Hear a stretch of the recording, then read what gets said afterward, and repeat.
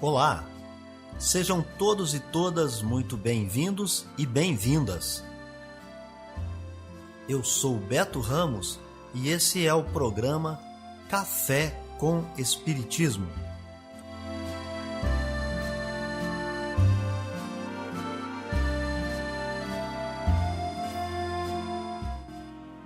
Um programa diário que aborda temas da filosofia, de conhecimentos gerais e de espiritismo. A verdade é o conhecimento que liberta.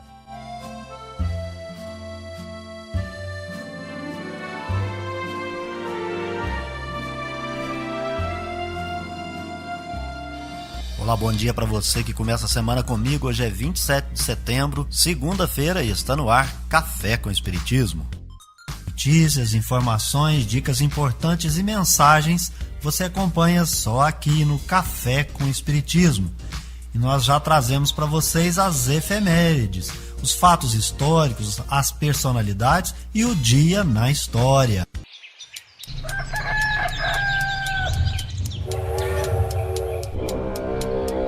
Dia na história. O dia 27 de setembro é a data em que morre o ator e comediante paulista Ronald Golias. É nessa ocasião que também morre o ensaísta, crítico literário, tradutor, filósofo e sociólogo alemão Walter Benjamin. É nessa ocasião, 27 de setembro, que a Locomotion No. 1, originalmente denominada Active, foi a primeira locomotiva a operar em uma via férrea pública. O dia 27 de setembro é o dia de São Cosme e São Damião, comemorados pelo Candomblé e Umbanda. 27 de setembro também é a data mundial do turismo, que é uma data reconhecida pela ONU, pois marca a adoção dos estatutos da OMT, Organização Mundial do Turismo. 27 de setembro é o Dia Nacional de Doação de Órgãos e Tecidos. Notícias do Brasil e do mundo é aqui no Café com Jornal. 61 mil itens serão leiloados pelos Correios na próxima segunda-feira, dia 27 de setembro. São chamados refugos, ou seja, produtos que continuam aos cuidados dos Correios, mesmo após várias tentativas de entrega aos destinatários. Os objetos estão em São Paulo. Cerca de 10 lotes serão ofertados, entre eles livros, roupas e celulares. Para participar, é preciso fazer um cadastro no site licitações-e.com.br. Feito isso, pessoas físicas e jurídicas podem enviar suas propostas online. O lance inicial é de R$ 1.303. O edital está disponível na página de licitações da empresa correios.com.br, com supervisão de Sâmia Mendes, da Rádio Nacional em Brasília, Larissa Lousrânia. Ao contrário do que muitos imaginam, o consumo de conteúdo via rádio aumentou no último ano, mesmo com tantas opções. É o que aponta o estúdio Inside Radio 2021 da Kantar Ibope Media, realizado em 13 regiões metropolitanas do Brasil. O levantamento mostra que 80% da população dessas regiões ouvem rádio e que, mesmo aumentando a audiência das rádios pelo celular, as pessoas preferem escutar no aparelho de rádio tradicional. Além disso, os dados revelam ainda que 71% escutam em casa. Em entrevista ao programa Tarde Nacional da Rádio Nacional, a professora de comunicação da Universidade de Brasília, Cristiane Parente, explica que o contexto da pandemia, do isolamento social e o trabalho em home office contribuiu para o aumento do consumo no ambiente residencial. Normalmente se ouve muito rádio no trânsito, mas com a questão da pandemia, em que as pessoas tiveram que ficar mais em casa, elas passaram a ouvir em casa. também. Não necessariamente elas têm condições de estar ali com uma televisão ao lado, mas o rádio seria, nesse caso, o maior companheiro, porque elas estão ouvindo ali a informação quentinha, né? Na hora, informação factual que é importante para as pessoas, né? A professora diz que mesmo com o surgimento de outras mídias, a rádio permanece sendo a mais popular. E isso, segundo ela, se fortaleceu no contexto da pandemia. Sempre que aparece uma nova tecnologia, uma nova mídia, sempre existe aquela reflexão, vai acabar uma para começar outra. Mas o rádio sempre foi a mídia mais democrática, mais popular, a que chegou mais rápido em todos os lugares. Então, essa necessidade do rádio, principalmente num momento de tantas incertezas que nós vivemos, no momento de uma pandemia, isso acabou fortalecendo muito. As pessoas estão cada vez mais ansiosas por credibilidade, por informações que elas possam confiar. Enquanto o rádio tem um dia comemorado em todo o mundo no mês de fevereiro, no Brasil é em 25 de setembro, data em que nasceu Edgar Roquete Pinto, precursor da radiodifusão no Brasil. Foi ele quem fez a primeira transmissão via rádio no dia 7 de setembro de 1922, durante comemorações dos 100 anos da independência do país. Roquete Pinto também criou a primeira estação de rádio brasileira, a Rádio Sociedade, no Rio de Janeiro, em 1923. 13 anos mais tarde, a emissora foi cedida ao governo e virou a Rádio MEC, hoje comandada pela empresa pública EBC, Empresa Brasil de Comunicação. Atualmente, são 7 rádios públicas transmitidas pela EBC: Nacional FM de Brasília, Nacional do Rio de Janeiro, Nacional da Amazônia, Nacional do Alto Solimões e as rádios MEC, AM e FM. Da Rádio Nacional em Brasília, Sayonara Moreno. Os aposentados, pensionistas e anistiados políticos do Executivo Federal têm até o dia 30 de setembro para realizarem a prova de vida. Quando iniciou a pandemia, o Ministério da Economia suspendeu a exigência da comprovação de vida até o fim de junho deste ano. Desde julho, os servidores inativos que não fizeram a prova de vida em 2020 e 2021 ou em um dos 2 anos devem regularizar a situação cadastral. A ação deve ser realizada presencialmente em uma agência bancária, onde o servidor ou anistiado recebe o pagamento. Algumas instituições bancárias oferecem alternativas para a prova de vida que não seja necessariamente presencial. Neste caso, é possível fazer via aplicativo ou caixa eletrônico. A situação da comprovação de vida pode também ser consultada no aplicativo sougov.br. Caso a pessoa tenha biometria cadastrada no Tribunal Superior Eleitoral ou no Departamento Nacional de Trânsito, é possível fazer a prova de vida por reconhecimento facial, obter as orientações adequadas para realizar a prova de vida no aplicativo do Governo Federal. Da Rádio Nacional em Brasília, Sayonara Moreno. Viver bem. Dicas de como conviver harmoniosamente em todas as fases da vida. Para você que busca sua melhora individual, temos dicas de esportes, alimentação saudável, leitura edificante, hábitos espíritas e profissões. Viva bem e favoreça sua saúde física, mental e espiritual. Chegou o momento de você escolher a sua carreira? É normal ficar em dúvida sobre qual profissão a seguir, uma vez que são várias as opções e é possível que você se sinta atraído por boa parte delas. Então acompanhe comigo as dicas de profissões. Você quer ser um advogado? O advogado é aquele profissional que defende os interesses dos clientes, tendo como base as leis do país. Saiba que antes de você se tornar um advogado, é necessário que tenha feito o curso de Direito, indicado para aquelas pessoas que gostam de pesquisar, de ler e escrever. É necessário, para atuar nessa profissão, que você seja uma pessoa sociável, ética, tenha bom raciocínio lógico. Nas faculdades, você vai entrar em contato com as seguintes disciplinas: ciência política, psicologia jurídica e outros diversos ramos do direito, tais como o civil, penal, tributário e o empresarial. O advogado atua em várias etapas de um processo. Primeiramente, ele conversa com seus clientes e, se não houver processo, é possível que ele preste consultoria. Mas quando instaura a controvérsia, é necessário que ele faça análise da situação, elabore o caso e acompanhe o processo. Amor à sabedoria. Está no ar o Filosofando.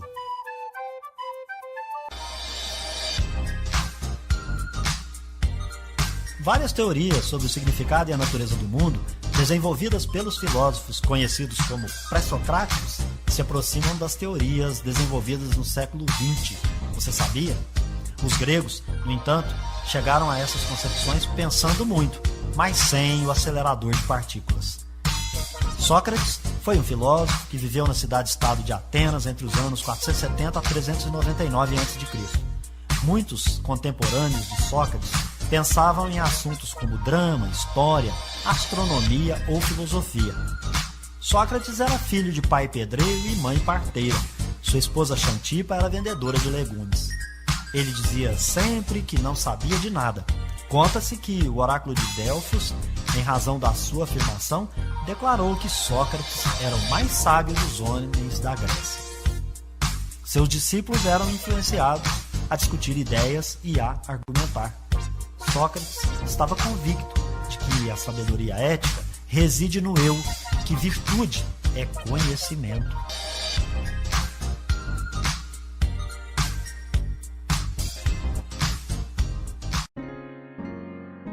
Café com Espiritismo. É hora da mensagem espírita. A beneficência, meus amigos, vos dará neste mundo os gozos mais puros e mais doces, as alegrias do coração que não são perturbadas nem pelos remorsos, nem pela indiferença. Oh, pudesseis compreender tudo que se encerra de grande e agradável a generosidade das belas almas. Esse sentimento que faz que se olhe aos outros com o mesmo olhar voltado para si mesmo e que se desvista com alegria para vestir a um irmão. Pudesseis, meus amigos, ter apenas a doce preocupação de fazer aos outros felizes. Quais as festas mundanas que se podem comparar a estas festas jubilosas, quando, representantes da divindade, levais a alegria a essas pobres famílias, que da vida só conhecem as vicissitudes e as amarguras.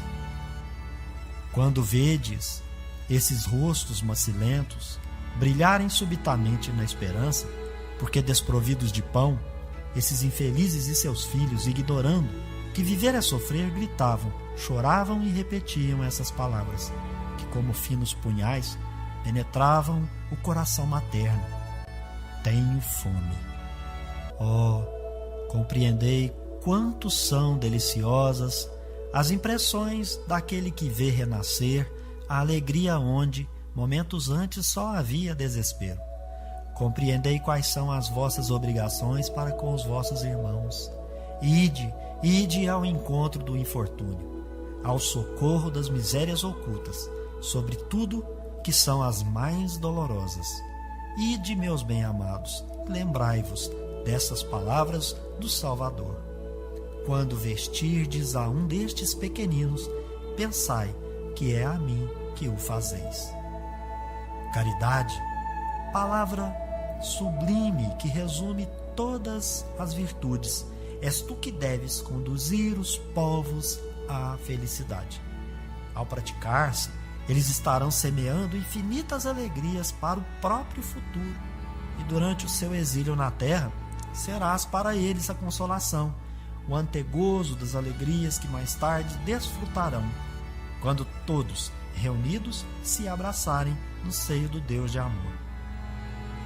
Foste tu, virtude divina, que me proporcionaste os únicos momentos de felicidade que gozei na terra. Possam os meus irmãos encarnados crer na voz do amigo que lhes fala e lhes diz: é na caridade que deveis procurar a paz do coração, o contentamento da alma, o remédio para as aflições da vida. Oh, quando estiveres a ponto de acusar a Deus, lançai um olhar para baixo e vereis quantas misérias a aliviar. Quantas pobres crianças sem família, quantos velhos sem uma só mão amiga para o socorrer e fechar-lhe os olhos na hora da morte. Quanto bem a fazer! Oh, não reclamai, antes agradecei a Deus e prodigalizai a mancheias a vossa simpatia o vosso amor, o vosso dinheiro a todos os que, deserdados dos bens deste mundo, definham no sofrimento e na solidão. Colhereis nesse mundo as alegrias bem suaves e mais tarde, somente Deus o sabe.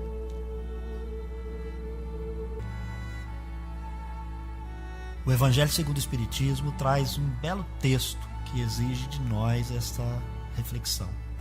Ditado por Adolfo, que foi na terra bispo de Alger, em Bordeaux, na França. Ele se comunica no ano de 1861. Esse texto está no capítulo 13 do Evangelho segundo o Espiritismo. O seu título e o seu assunto é a beneficência. Antes de tudo, importa a nós definir o que seja beneficência. Segundo os dicionários, é um ato de filantropia e consiste em fazer o bem, ou melhor, de beneficiar o próximo. De acordo com o espírito comunicante, a prática desses atos proporciona felicidade e alegria durante a vida na Terra. Isto porque quem aproveita a oportunidade de fazer o bem não é atingido pelo remorso de ter perdido a oportunidade, nem a culpa que anda ao lado daqueles que são os indiferentes. Quem não possui a chaga da indiferença, olha o outro como igual. O ato de compartilhar torna o indivíduo próprio representante da divindade. É preciso ter em mente que a alegria proporcionada pela beneficência é aquela do tipo que se rejubila simplesmente na alegria alheia, sem que o ato se torne penoso ou mero ato de dever autoimputado sem sentimento de amor ao próximo. A caridade praticada desinteressadamente é porta de entrada para a felicidade no mundo dos espíritos. Isto é, uma espécie de antecipação daquela entrada. Deus criou os seres humanos para que vivam em sociedade. Felizes os que compreendem desde já esse mistério. Aqueles que compreendem verdadeiramente que é possível ser rico sabendo viver com pouco. Ou melhor, com o necessário. Ao olhar ao redor é possível ver que junto aos sofrimentos que estamos experimentando, existem muitas aflições de irmãos e irmãs as quais é possível remediar. A beneficência pode ser executada com pequenos atos de compartilhamentos, aliviando misérias, amparando os caídos, oferecendo simpatia, dinheiro e amor. Nossa estadia na Terra pode ser muito mais suave, bem mais alegre, sem sofrimento e certamente sem solidão.